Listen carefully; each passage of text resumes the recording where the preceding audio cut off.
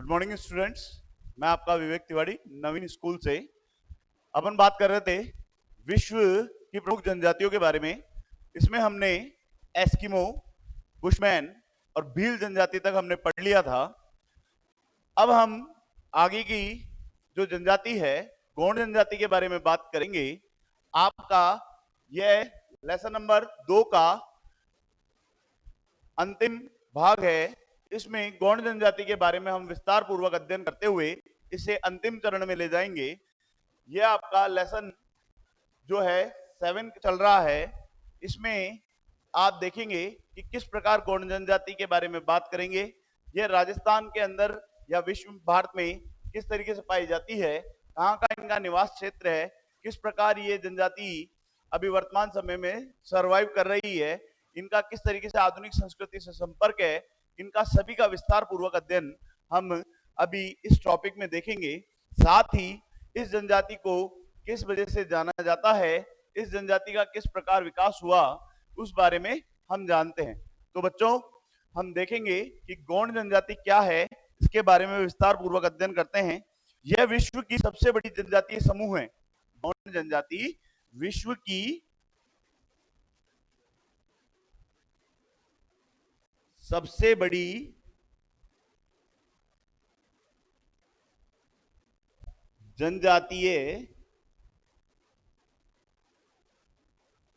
जनजातीय समूह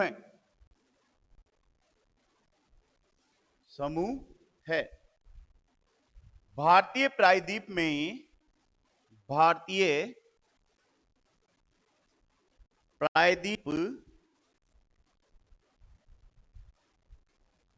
में निवास करने के कारण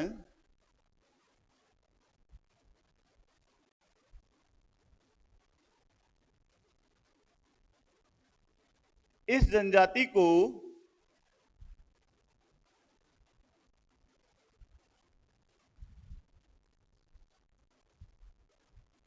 गौंड जनजाति कहा जाता है।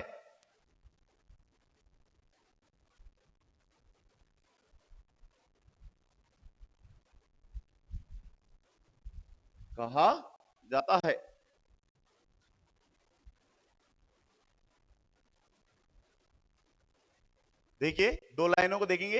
यह विश्व की सबसे बड़ी जनजातीय समूह है, अर्थात वर्ल्ड लेवल पे बात कर रहे हैं हम।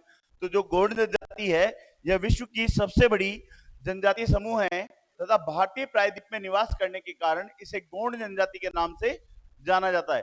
और भारत के अंदर जो प्रायद्वीप है हमारा, जो तीनों ओर से जल से घिरा हुआ तथा एक तरफ स्थल भाग है, तो इस वजह से इसे गौंड जनजाति कहा जाता है। गौंड शब्द की उत्पत्ति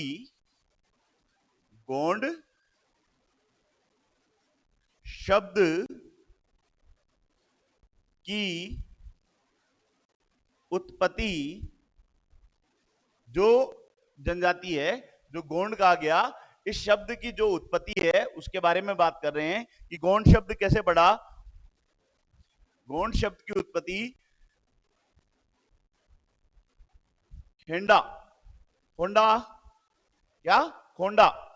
खोंडा शब्द से हुई है। खोंडा शब्द से हुई है। इसका अर्थ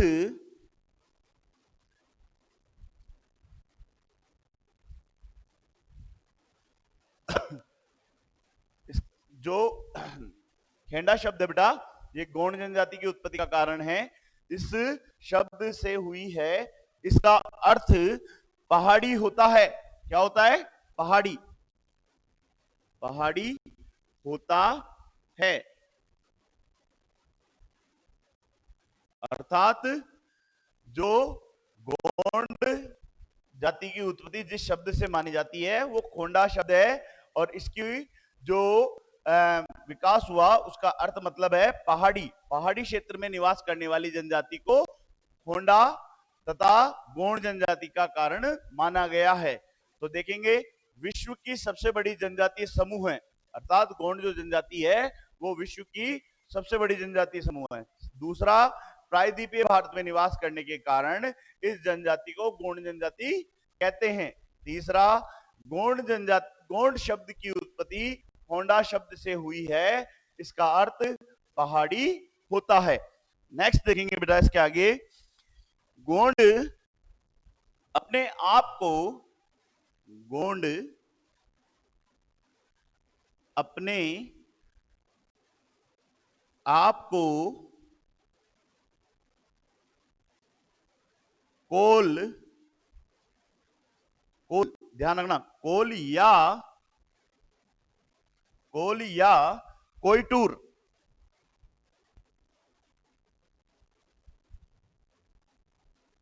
कोयटूर कहना पसंद करते हैं।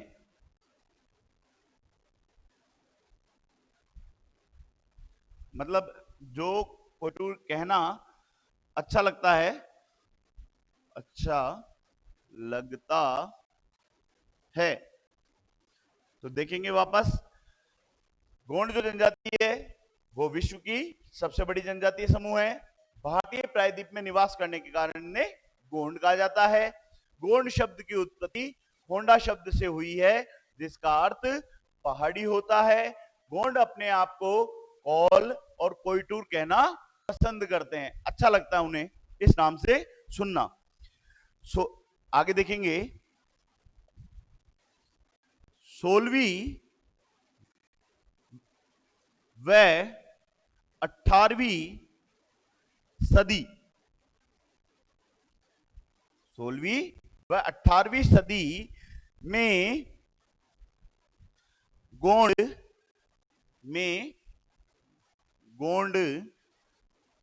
4 राज्यों में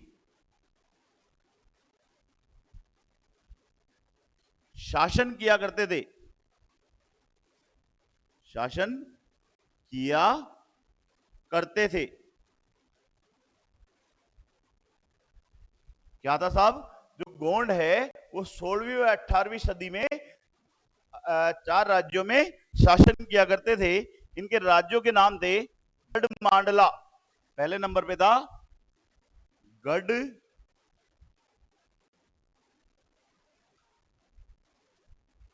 गढ़मांडला, पहला है इनका जो है गढ़मांडला, दूसरा देवगढ़,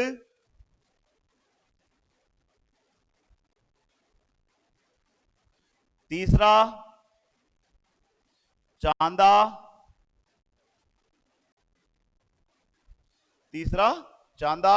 चौथा इनका जो है वो है खंडेला, फोर्थ है खंडेला।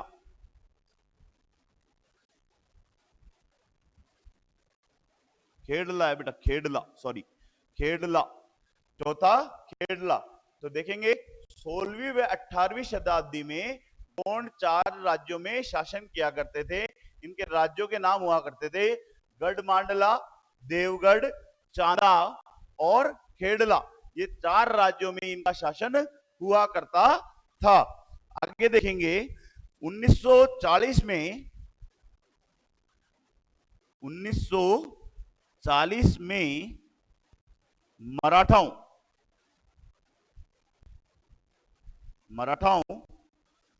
क्या था? 1940 में मराठाओं के प्रभुत्व के कारण, मराठाओं के प्रभुत्व के कारण इनका हास हो गया।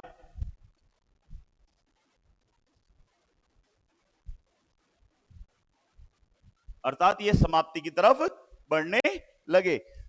दोबारा एक बार यहां तक रिवीजन करेंगे, फिर आगे का टॉपिक देखेंगे। तो देखेंगे, गोंड जनजाति विश्व की सबसे बड़ी जनजातीय समूह है। विश्व वर्ल्ड लेवल की बात करें साहब, तो वर्ल्ड लेवल में बताया ने कि विश्व की सबसे बड़ी जनजातीय समूह है। भारतीय प्रायद्वीप पे रहने के कारण इन्हें गोंड कहा जाता है।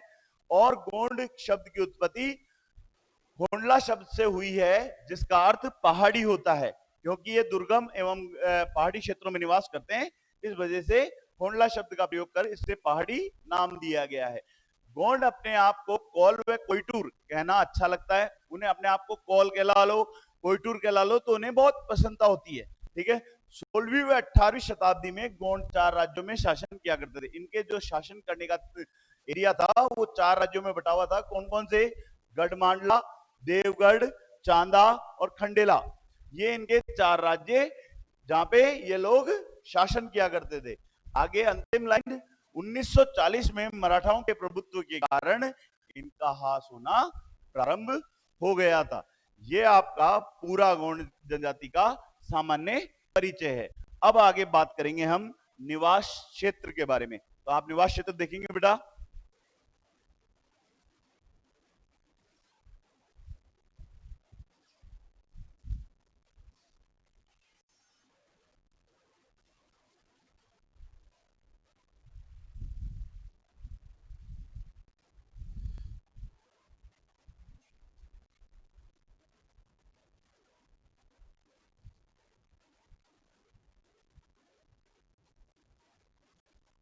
अब हम बात करेंगे गोंड जनजाति के निवास क्षेत्र के बारे में कि गोंड जनजाति कहां कहां अपना जीवन व्यतीत किया था भारत के अंदर, तो उसके बारे में बात करेंगे। देखिए, ये जिन राज्यों में पाए जाते हैं तो इनके राज्य हैं मध्य प्रदेश,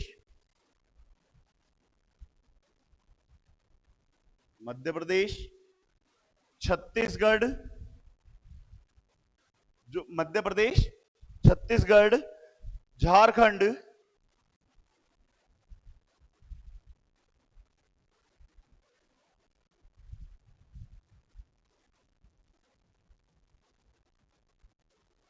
मध्य प्रदेश, छत्तीसगढ़, झारखंड, तेलंगाना,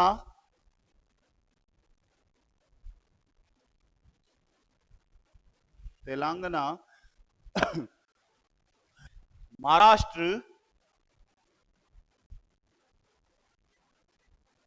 उड़ीसा,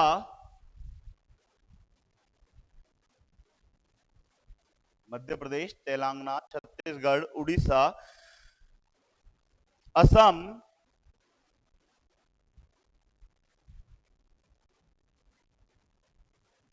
आसाम या असम, ठीक है। इनकी जो निवास क्षेत्र के स्थान है उनकी कुछ विशेषताएं, उन विशेषताओं के बारे में बात करेंगे। यह जिस पहाड़ी पर निवास करते हैं, अर्थात ये पहाड़ी क्षेत्र में निवास करते हैं,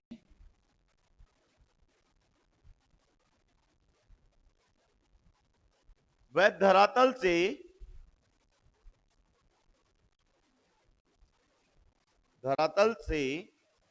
600 से 900 मीटर, 600 से 900 मीटर,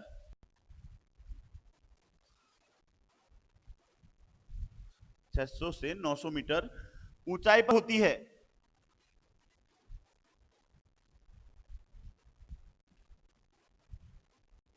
पहली क्या विशेषता है? ये जिस स्थान पर निवास करते हैं उन राज्यों के नाम तो आपके सामने है, मध्य प्रदेश, झारखंड, छत्तीसगढ़, तेलंगाना, महाराष्ट्र, उड़ीसा और आसाम।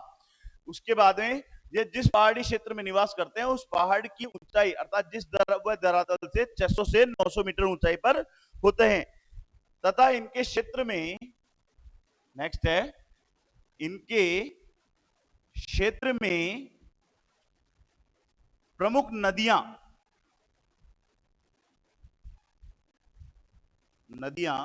जैसे, इनके क्षेत्र में कुछ प्रमुख नदियां हैं बेटा, कौन कौन सी है देखेंगे। नर्मदा, ताप्ती,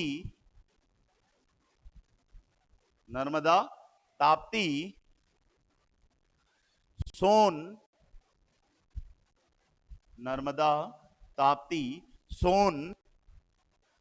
महानदी गोदावरी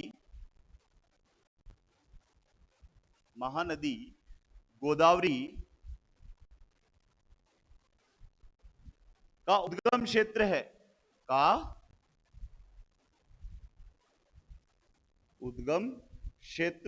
है, जो इनका क्षेत्र है साहब वो पहाड़ी क्षेत्र में है। और पहाड़ी क्षेत्र होने के साथ साथ यहाँ कुछ प्रमुख नदियां भी निकलती है। तो वो नदियां कौन कौन सी है? नर्मदा, ताप्ती, सोन, महानदी, गोदावरी का प्रमुख उद्गम क्षेत्र है। आगे देखेंगे, इनका जो ग्रीष्म काल का तापमान होता है इनके क्षेत्र में, ग्रीष्म काल का जो तापमान होता है, तापमान वह 40 degree 40 degree centigrade 40 degree centigrade तक रहता है, तथा इनके क्षेत्र में वर्षा 120 सेंटीमीटर से 160 सेंटीमीटर तक होती है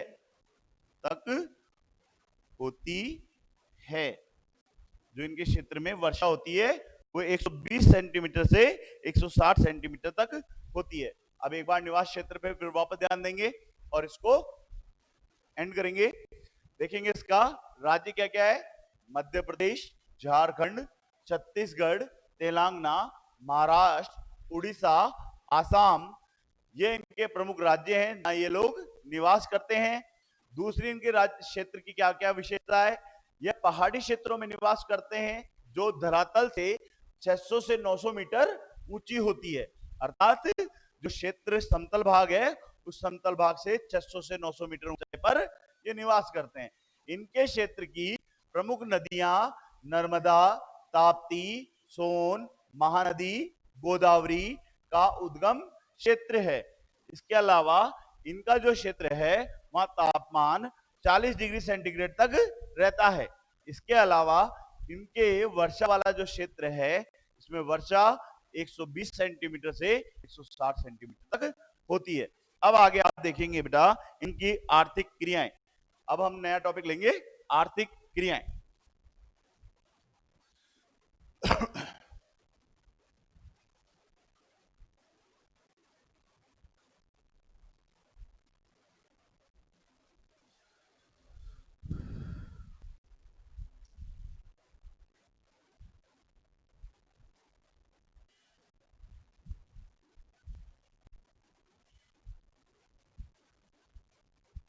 अब हम बात कर रहे हैं गोंड की आर्थिक क्रियाओं के बारे में, ठीक है।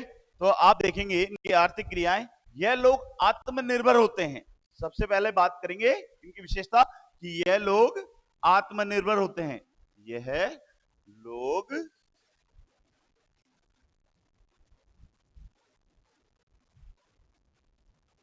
आत्मनिर्भर होते हैं, आत्मनिर्भर होते हैं। पहले इनकी विशेषता क्या हुई साहब आर्थिक क्रिया में कि ये लोग आत्मनिर्भर होते हैं। आवश्यकताएं साधारण होती है। इनकी आत्मनिर्भर होने के साथ साथ क्या है कि इनकी आवश्यकताएं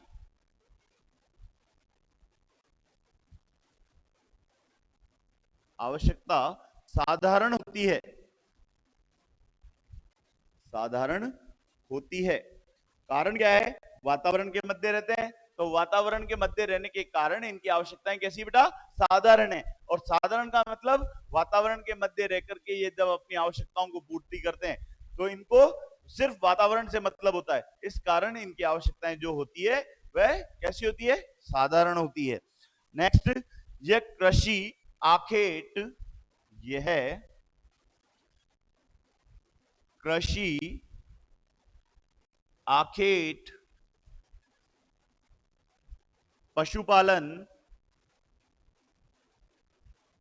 मत्स्य पालन,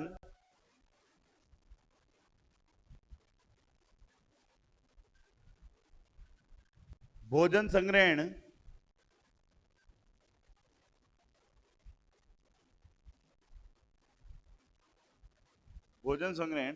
जैसी क्रियाएं कर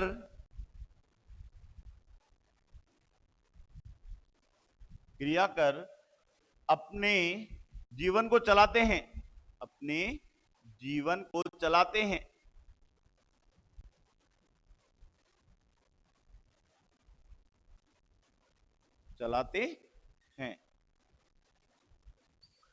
ठीक है साहब। नेक्स्ट देखेंगे इनकी साधारण औजारों का प्रयोग कर खेती करते हैं। जो ये कृषि कार्य करते हैं उस कृषि कार्य में साधारण औजार, साधारण औजार,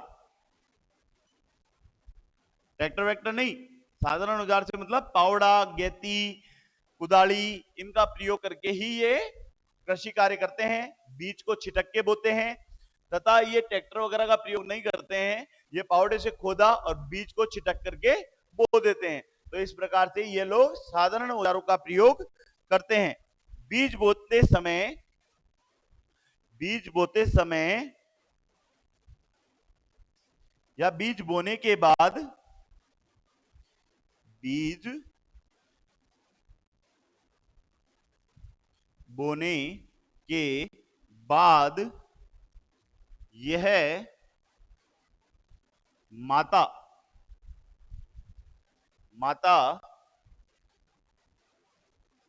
ब्रैकेट में देवी माता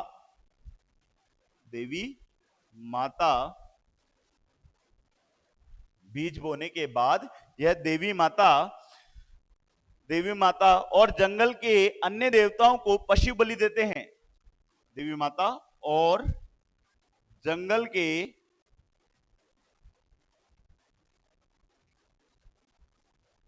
अन्य देवताओं को पशु बलि देते हैं।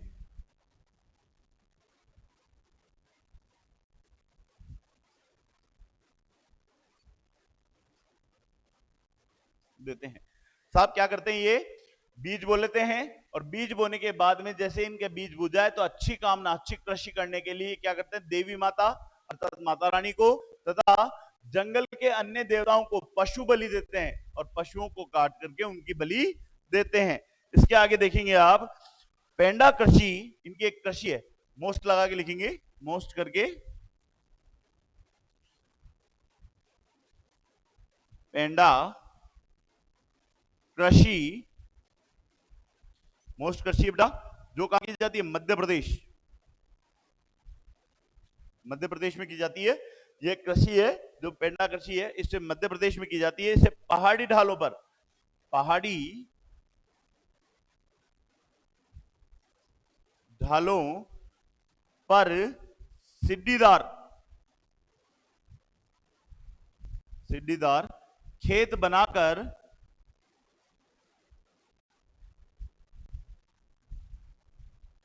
सीढ़ीदार खेत बनाकर यह कृषि की जाती है।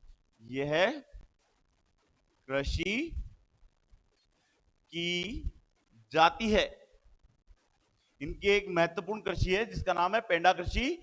यह मध्य प्रदेश के अंदर पहाड़ के ढालों पर सीढ़ीदार खेत बनाकर के की जाती है, जो इनके द्वारा की जाती है। तो इस पे मोस्ट लगा के लिखेंगे आप कि पेंडा कृषि मध्य प्रदेश में पहाड़ी ढालों पर की जाने वाली कृषि को पेंडा कृषि कहते हैं, जो गोंड जनजाति द्वारा की जाती है। मध्य प्रदेश में पहाड़ी ढालों पर की जाने वाली कृषि कौन सी है, पेंडा कृषि। शाबाश। आगे लिखेंगे बेटा, इनको उपवर्ग है, गोंड तो है ही, साथ के साथ इनके जो काम करने वाले व्यक्ति हैं उनको अलग अलग वर्गों के नाम से जाना जाता है। जैसे पशुपालन, इधर देखेंगे,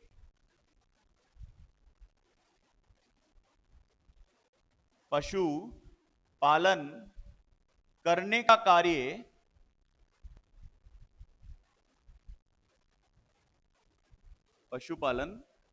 कार्य जो इनके एक वर्ग है, अर्थात गोंड जनजाति में पशुपालन करने का कार्य जो करता है उसे रावत वर्ग कहते हैं। कौन सा वर्ग होता है, रावत वर्ग। रावत वर्ग के लोग क्या काम करते हैं, पशुपालन करने का काम करते हैं। पशुपालन करने का जो कार्य करते हैं वो रावत वर्ग करते हैं। इस प्रकार इनकी आर्थिक क्रियाओं में आपने इनका एक सामने परिचय देगा। अब आर्थिक क्रियाओं में पहला टॉपिक है आखेट। नंबर 1 आखेट। नंबर 1 है आखेट। जैसा कि आप जानते हैं कि यह शाकाहारी व मांसाहारी दोनों प्रकार के जनजाति है। यह लोग धीरे धीरे कृषि की तरफ बढ़ने लगे तथा सरकार द्वारा प्रतिबंध लगाने पर, शिकार पर प्रतिबंध लगाने के कारण ये लोग पूर्णतया कृषक हो चुके हैं। अब ये कृषि कार्य भी करने लगे हैं, पर आज भी यह शिकार की थोड़ी बहुत प्रक्रियाएं करते हैं तथा शिक्षा का स्तर बहुत कम होने के कारण अभी भी ये लोग अनभिज्ञ हैं। इस कारण आखेट और कृषि इनका मुख्य आधार है। तो आखेट में आप लिखेंगे ये शाकाहारी व मांसाहारी दोनों प्रकार के होते हैं। साथ ही सरकार के प्रतिबंध लगने के कारण ये पूर्णतया कृषक बन चुके हैं और अब वर्तमान समय में ये कृषि करके अपने और वे अपने परिवार का जीवन यापन करते हैं। इस प्रकार दूसरा देखेंगे आप भोजन, और इस पे लगाएंगे मोस्ट, और दूसरा है आपके भोजन। अब हम बात करेंगे गोंड जनजाति के भोजन की। ये लोग मोटा अनाज करते हैं बेटा, मोटा अनाज खाने की पसंद करते हैं। तो मोटा अनाज, मोटा अनाज जिसे स्थानीय भाषा में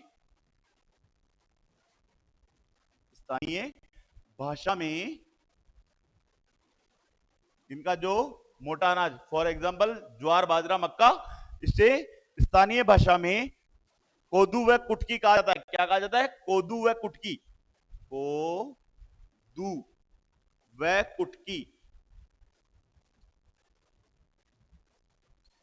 कोदू व कुटकी के नाम से जाना जाता है। इनका जो मोटा अनाज होता है जिसे खाना पसंद करते हैं उसे कोदू व कुटकी के नाम से जाना जाता है।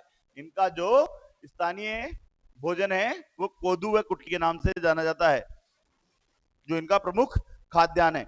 उत्सव व त्योहार पर ये लोग उत्सव अर्थात त्योहार पर चावल बनाते हैं।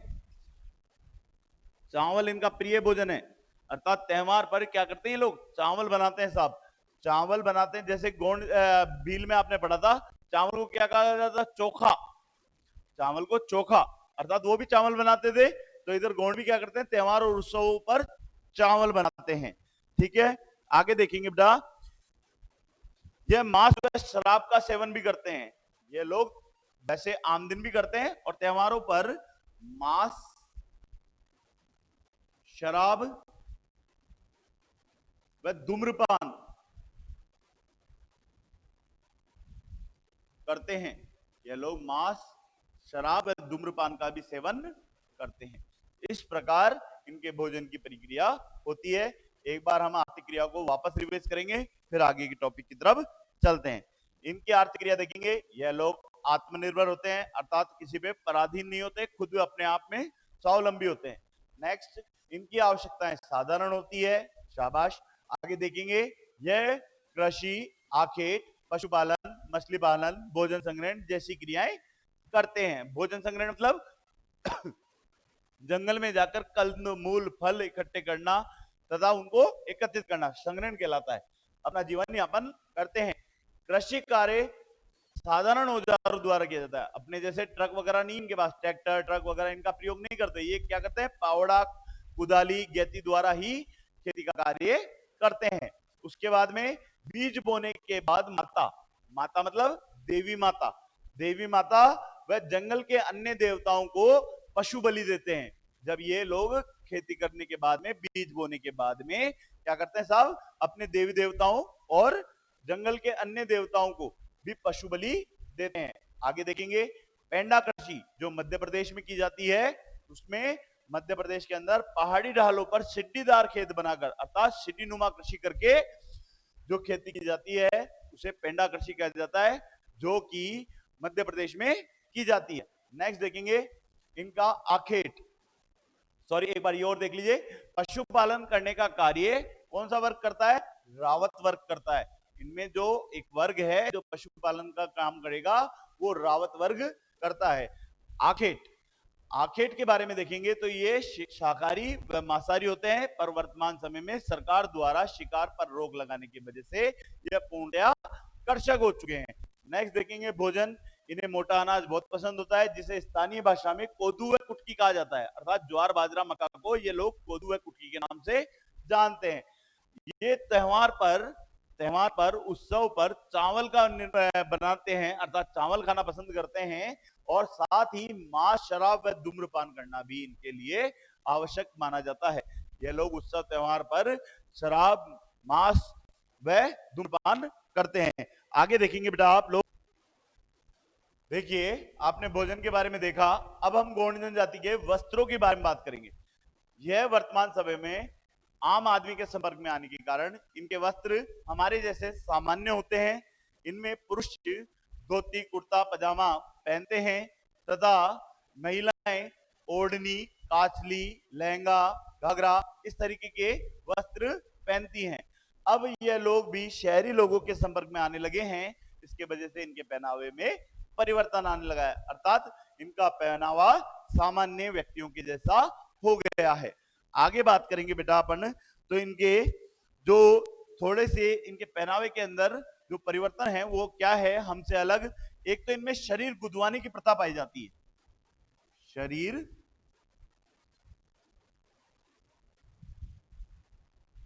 गुदवाने की प्रथा, अर्थात ये अपने बॉडी के ऊपर अपने शरीर के ऊपर टैटू बनवाते हैं, स्टिकर्स बनवाते हैं। आप लोगों ने देखा होगा ब्लू ब्लू कलर के शरीर पर स्टिकर गुदवाए जाते हैं। तो इस तरीके के इनके अंदर देखा जाता है कि यह शरीर पर टैटूज बनवाते हैं, अर्थात गुदवाते हैं, अर्थात उस पे चित्र आकृति बनवाते हैं अपने शरीर पे। उसके साथ ही ये चूड़ियां व गले में, ये रंग बिरंगी चूड़ियां व गले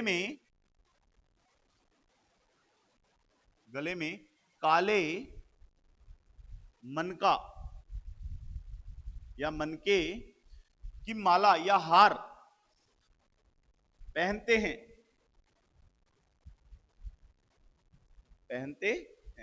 ये अपने आप को खूबसूरत बनाने के लिए क्या करते हैं साहब, ये एक तो शरीर पे टैटूज बनवाते हैं, दूसरा गले में काले मनके की हार या फिर वो कोड़ियों की भी ये हार पहनते हैं। देखेंगे आगे इनके निवास गृह, इनका घर कैसा होता है, निवास गृह के बारे में बात करेंगे अपन। जो नेक्स्ट टॉपिक है आपका वो है आर्थिक क्रियाओं में निवास गृह। चौथा टॉपिक है आपका इसके अंदर आर्थिक क्रियाओं में निवास गृह, अर्थात इनके मकानों के बारे में बात करेंगे इनके। तो इनके मकानों की बात कर रहे हैं तो देखेंगे गोंड जनजाति नगले का मतलब होता है छोटे गांव, नगले पल्ली शब्द का मतलब होता है ढाणी, नगले पल्ली पाड़ा, आपका पाड़ा ये आप लेसन नंबर 3 में 4 में भी पढ़ेंगे आगे, तो ये नाम आएंगे नगले पल्ली अर्थात छोटी ढाणियां। इनके बारे में बात करेंगे, ये कहां निवास करते हैं, नगले पल्ली में निवास करते हैं। इनकी छोटी छोटी ढाणियां होती है उसमें ये निवास करते हैं। साथ ही इनके गांव छोटे छोटे रूप में होते हैं। इनके जो गांव हैं बेटा, जो इनके गांव है वह छोटे छोटे रूप में होते हैं, छोटे रूप में होते हैं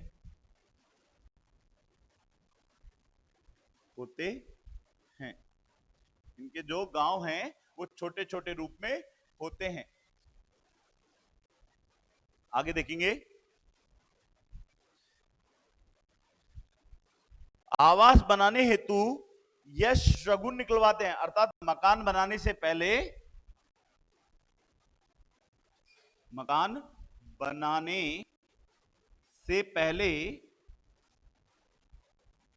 शगुन बोले तो मुहूर्त निकलवाते हैं साहब, ये कि हमें मकान बनाना है और मकान बनाने से पहले मुहूर्त निकलवाते हैं, शगुन निकलवाते हैं तथा शगुन निकलवाकर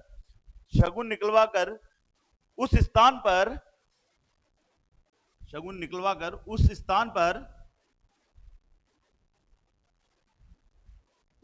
पर उत्सव बनाते हैं। वहां पे क्या करते हैं ये लोग, उत्सव बनाते हैं, वहां पे नाचना गाना ऐसी प्रथा होती है, स्त्री पुरुष आपस में नाचते हैं। ये लोग उस मकान बनाने के लिए पहले तो शगुन निकलवाएंगे, मुहूर्त निकलवाएंगे और मुहूर्त निकलवाने के बाद में वहां पे पार्टी करते हैं, अर्थात उत्सव बनाते हैं और फिर वहां पे नाचते गाते हैं। इसमें स्त्री पुरुष भी आपस में नाचते हैं। साथ ही वह वहां पर बतख की भी दी जाती है, तथा जहां पे ये मकान बनाते हैं वहां बतख व मुर्गे की, वहां पर जहां यह मकान बनाते हैं वहां बतख वहां पर ये बतख आएगा, बतख व मुर्गे की बलि देते हैं। साहब क्या करते हैं, मकान बनाने के लिए जिस स्थान पर ये मकान बनाते हैं वहां पे बतख व मुर्गी की बलि देते हैं। इस प्रकार इनके गृह निवास कैसे होते हैं, नंगले और पल्ली अर्थात छोटे छोटे गांव व ढाणी में होते हैं। इनके गांव छोटे रूप में होते हैं। मकान बनाने से पहले शगुन निकलवाया जाता है और उस स्थान पर क्या करते हैं, उत्सव बनाते हैं, अर्थात ये लोग वहां नृत्य की प्रतियोगिता करते हैं, नाचते गाते हैं, स्त्री पुरुष आपस में नाचते हैं, डांस करते हैं, तथा जहां पर मकान बनाते हैं वहां बतख व मुर्गी की बलि देते हैं। इनमें क्या करते हैं, जिस जगह शगुन निकलवाया वहां पर बतख व मुर्गी की जैसी बलियों का कार्य किया जाता है। साथ ही आप देखेंगे कि इनके जो क्षेत्र है उस क्षेत्र में बतख मुर्गी की बलि के देने के साथ साथ ये लोग वहां पर शगुन निकलवा कर अन्य कार्य भी करते हैं। नेक्स्ट देखेंगे आप बेटा इनके औजार व बर्तन। नेक्स्ट है इनका औजार व बर्तन। औजार व बर्तन। पांचवा है आपके औजार व बर्तन। कुछ इनके घर में कुछ महत्वपूर्ण औजार व बर्तन होते हैं, उनके बारे में बात करेंगे। जैसे कि इनके घर में लकड़ी का स्टूल, लकड़ी का स्टूल जो इनके घर में होता है वो होता है लकड़ी का स्टूल होना कंपलसरी होता है, अनिवार्य है, अनिवार्य। जो ये चीज है वो सब अनिवार्य है बेटा, अनिवार्य। दरिया जो दरिया हैं वो भी इनके अनिवार्य होती है। इनके घर में दरिया भी अनिवार्य रूप में होती है। साथ ही सोने के लिए दरिया और बैठने के लिए दरिया होती है। लकड़ी का स्टूल होना जरूरी होता है, तथा मंदिर, पूजा घर,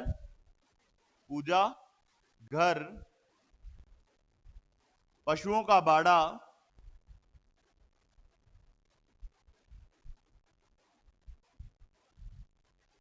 होना अनिवार्य है। अर्थात इनके घर बनाने से पहले ये लोग क्या करते हैं, इन चीज की डिमांड रखते हैं कि साहब हमारे घर में क्या होना चाहिए, लकड़ी का स्टूल होना चाहिए, बैठने के लिए या सोने के लिए दरिया अनिवार्य होना चाहिए, पूजा घर होना चाहिए, पशुओं का बाड़ा होना चाहिए।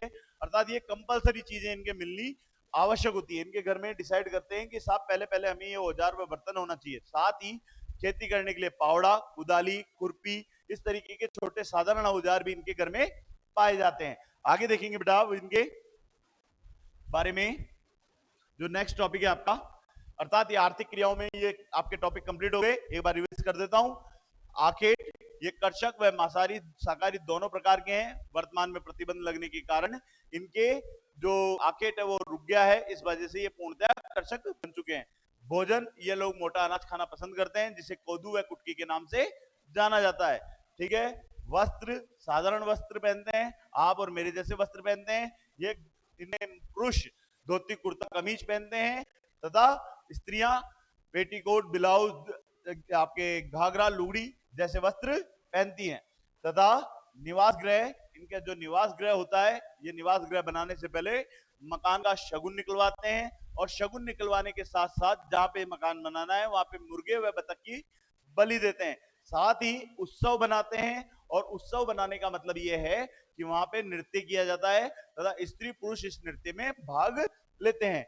औजार व बर्तनों की बात करें तो इनके औजार साधारण होते हैं जिसमें फावड़ा, कुदाली, खुरपी जैसे साधारण औजारों का प्रयोग किया जाता है। तथा बर्तन की बात करें तो इनके घर में मिट्टी के बर्तन पाए जाते हैं तथा इनके घर में लकड़ी का स्टूल अनिवार्य होना चाहिए। दूसरा, इनके दरिया बैठने व सोने के लिए अनिवार्य होती है। घर में पूजा घर, पशुओं के लिए बाड़ा होना अनिवार्य माना जाता है। आगे देखेंगे बेटा इसके अंदर। देखिए बच्चों, आपने पढ़ा आर्थिक क्रियाएं जो गौंड जनजाति की है, इसे आज यहीं समाप्त करते हैं। साथ ही इसके आगे की प्रक्रिया अगले लेसन में अपन देखते हैं और उसके लिए आप वापस बने रहिए। धन्यवाद।